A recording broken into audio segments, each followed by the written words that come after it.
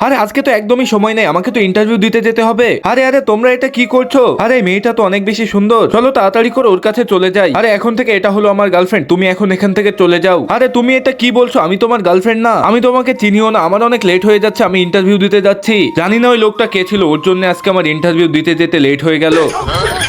আরে এটা তো ওই ছেলেটাই। বস, আমি আপনার কোম্পানিতে জব করতে চাই। আরে তোমরা সবাই বাইরে চলে যাও আর তুমি এখানে থাকো। আরে আমি এখানে একা কি করব? আরে ওইটা তো তুমি ছিলে, তুমি বলছিলে তুমি আমার গার্লফ্রেন্ড হবে না, কিন্তু এখন তোমাকে আমার গার্লফ্রেন্ড হতেই হবে। আরে এখন আমি কি করব? এখন তো আমাকে ওর গার্লফ্রেন্ড হতেই হবে। হ্যালো, তুমি অনেক ভালোভাবে শুনে নাও, এখন আর আমি তোমাকে ভালোবাসতে পারবো না, কেননা আমি কোম্পানির বসকে ভালোবাসি। এখন থেকে তুমি আর আমাকে কখনোই কল করবে না। কিন্তু কেন, কি হয়েছে? বন্ধুরা, আস্তে আস্তে আমার কোম্পানির বসের সাথে আমার বন্ধুত্ব অনেক ভালো হয়ে গেছিল। এখন থেকে তুমি আমার বয়ফ্রেন্ড, আমি তোমাকে মেনে নিলাম। দেখেছো, আমি তোমাকে বলেছিলাম না তুমি আমাকে ভালোবাসবেই। আরে বাস, থেমে যাও, তুমি কি আমার সাথে বেশি অ্যাটিটিউড দেখাচ্ছ নাকি? বন্ধুরা, তারপরে কি হয়েছিল সেটি দেখার জন্য এখনই চ্যানেলটাকে সাবস্ক্রাইব করে রাখো।